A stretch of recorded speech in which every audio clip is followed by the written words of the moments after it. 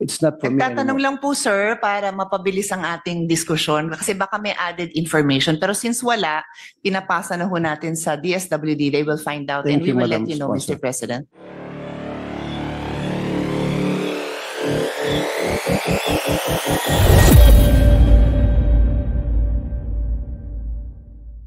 Okay. Last question lang tungkol dyan, Mr. President, Madam Sponsor. Can I just get a random list of families na pasok sa programa yan na nag-benefit sa program na yan? And also, yan po ba subject sa auditing ng COA? Yes, this is audited and a list will be provided to His Honor. Thank you, Madam President. Mr. President and Madam Sponsor. Ayuda para sa Kapos ang Kita program or AKAP. Maganda itong programa ito kung tutusin. But I received some complaints from people na sinasabi nila they're making a little more than the minimum wage. Pero they're not qualified. Sabi nila nagbabayad kami ng buwis. Pero hindi kami nakikinabang dyan. Hirap din kami, kapos din kami kung tutusin. So how do we address that? Those kinds of complaints? Specific question? Kung Yung AKAP, ayuda Oo. para sa kapos ang kita. So Yes, yes. the people that are qualified or beneficiaries for this program ay yung mga minimum wage or below. Yes. Right. So yung mga above minimum, hindi sila qualified. Am I right? Let's say yung mga, sabihin natin, is this call center. They're making 25,000, so they're not qualified. But kapos pa rin yung kita nila. This is complaint lang ito, Madam Sponsor, Mr. President, na bakit itong mga above minimum pero kinakapos sila pag sila naghirap, hindi sila qualified sa AKAP. Yeah. So again, Mr. President, a little bit of history. Yung AKAP kasi is a program that started in the House. Never, Mr. Chairman, tama ba yung isasagot ko? Never nagkaroon ng AKAP never nagkaroon ng AKAP sa NEP, no? So this is a program that started in the House, and then I think originally it's for those earning above minimum wage, but according to the Secretary, in the 2025 budget, kailangan below minimum wage. Below na nga. And then this year, walang AKAP. Okay. Thank you, Madam Sponsor. Thank you, Mr. President. Home for the Aged. Months ago, meron po akong in-expose na Home for the Aged na kawa-awa ang itsura hanggang sa napasara natin. Now, matanong ko lang, ilan pong Home for the Aged meron tayo na run by the government? I know there are so many Home for the Aged. Yung iba sa kanila run by NGOs at umaasa sa donations. How about itong run by the government? Mr. President. Mr. President, yung Home for the Aged run by government, there are 4. One in NCR, one in Region 4 in Tanay, one in Region 9 Zamboanga, and one in Region 11 Davao. Okay. Can we show video? And these Home for the Aged, whether run by the government or run by NGOs, are they properly monitored, Mr. President, Madam Sponsor? May nag-ikot bang taga DSWD? Yes, the response is yes. Pwede tayo magpakita ng video? What's the video?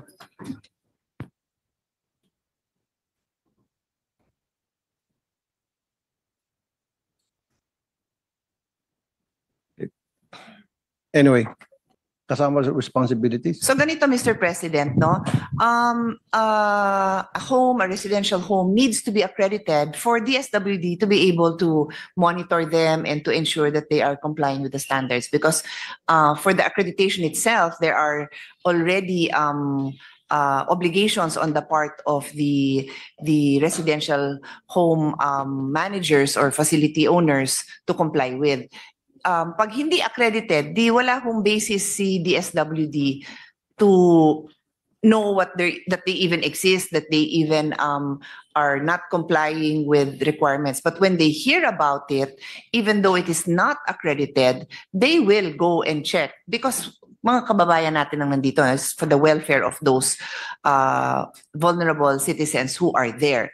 And then in this particular case, I believe that, but please correct me if I'm wrong, but this appears to be the facility in Bukidnon, pinuntahan ho nila yan at alam talaga, nalaman nga na hindi nga ito accredited. DSWD went there with a multidisciplinary team, social worker, psychometrician, medical doctor, nurse, and even building and fire protection officers to inspect the area and the condition. Their observation were that there were 17 clients, only 7 in the list. Only 7 clients in the list, however, were present. 5 were deceased, 3 were absconded. Apparently, they have a record. And then 3 were reintegrated in their families. The same day, the BFP inspected the facility and found the non-compliance of the requirement. DSD has issued a suspension letter. Thank you. DSWD. So, Mr. President, Madam Sponsor, ibig sabihin, itong mga home for the aged na run by NGOs na wala sa tama yung pagpapatakbo, they're mostly not accredited by the DSWD. Therefore, they're not subject to inspection because the DSWD in the first place, they don't know that they exist. So, ang DSWD has standards, Mr. President, and if they are accredited, they are duty-bound to comply with the standards set. Of course, if there is a violation, DSWD will inspect, and if the violation is serious or they're not addressing it, they can be shut down. As for those who were never accredited, they can also be shut down because they never were accredited. In other words, they didn't even go through the process. Sounds good to me, Mr. President. So therefore, my recommendation, Mr. President, for the DSWD to contact all the barangays nationwide and ask them kung meron silang alam na mga home for the aged run by NGOs, kung sino man, and then i-check nyo sa record ninyo kung ito ba accredited or not. And if they're accredited, then dapat meron talagang physical na pag-check to make sure na it is being run properly. Noted po yun, Mr. President. Thank you. Now, don't you think, Mr. President, Madam Sponsor, yung 4 na home for the aged nationwide ay kulang? Hindi ka dapat dagdagan pa po natin kasi Quezon City, Tanay Rizal, Zamboanga del Sur, Davao del Norte. Paano kung sa Cebu? Paano naman yun? Paano naman yung saan ba to? Pag ikaw ay taga Cagayan de Oro, paano kung taga Palawan?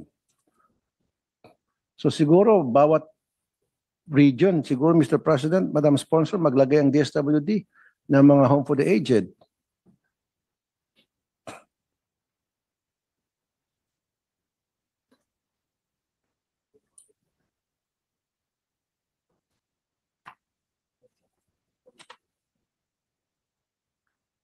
So, Mr. President,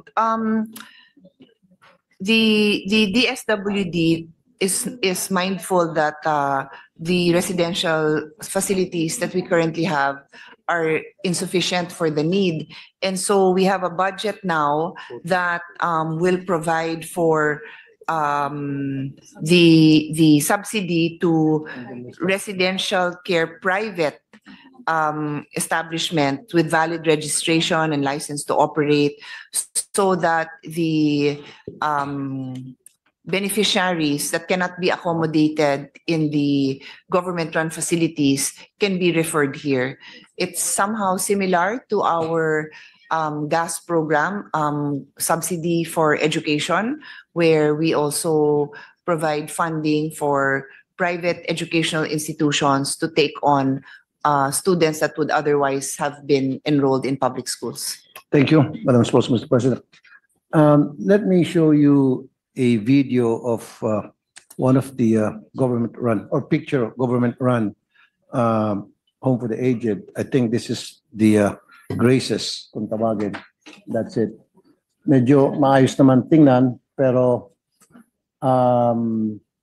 meron na atang ambulansya dyan na 3 years na hindi nagagamit. So, ayan. There's that ambulance, okay naman, bago pa, wala pang ang plaka, pero hindi nagagamit. Bakit, Mr. President, Madam Sponsor? Sayang naman. Bumili tayo ng ambulansya na hindi naman nagagamit.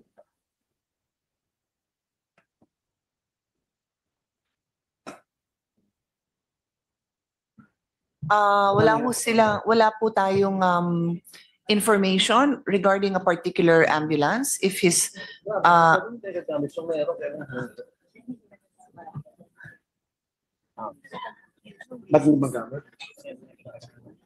Okay. Brand new, hindi nagagamit. So, nangyari, nanghiram sila sa barangay. pero may alam ho ba ng ating kasamahan kung bakit hindi nagagamit? Wala ho bang driver? Wala ho bang gasolina? Ano ho bang, hindi ko ho kayang sagutin yung tanong na yun. Yeah. Thank you, Madam Sponsor, Mr. President. Sira daw po. Sira ang ano? Anong Ang kaya? ambulansya. Hindi naman, yan. Kasi may MOOE po yan eh. So kung sana mabigyan nyo tayo ng konting impormasyon, madali naman ho natin ma-verify, no? May karagdagan impormasyon ho ba Siguro ang tayo? dapat mag-verify, Madam Sponsor, Mr. President, ay DSWD. Hindi na siguro ako yun. Hindi ko na siguro. Hindi, kayo ho kasi ang nagbibigay ng info. So para That's the info masagot ko being ng maayos, given to me. nagtatanong lang po ako Salamat kung po. ano po ho ang kompletong information. Yan nga po, sira nga po, hindi nagagamit. Now, kung bakit sira, then it's up to the DSWD to ask Graces kung ano yung sira para ipaparepair kung kailangan pa-repair. It's not for me to know exactly kung yan ba ay sira dahil kulang sa pyesa, kung yan ba ay dahil butas yung gasolinador, etc. etc. It's not for me Nagtatanong anymore. lang po sir para mapabilis ang ating diskusyon kasi baka may added information. Pero since wala, pinapasa na ho natin sa DSWD. They will find out and Thank we you, will let Madam you know, Sponsor. Mr. President. Yun nga po, sira. So siguro, DSWD people, Madam Sponsor, Mr. President, can call Graces and tanungin kung ano yung sira doon. Kasi the information was It will be given to done, us Mr. only sira. President. Thank you.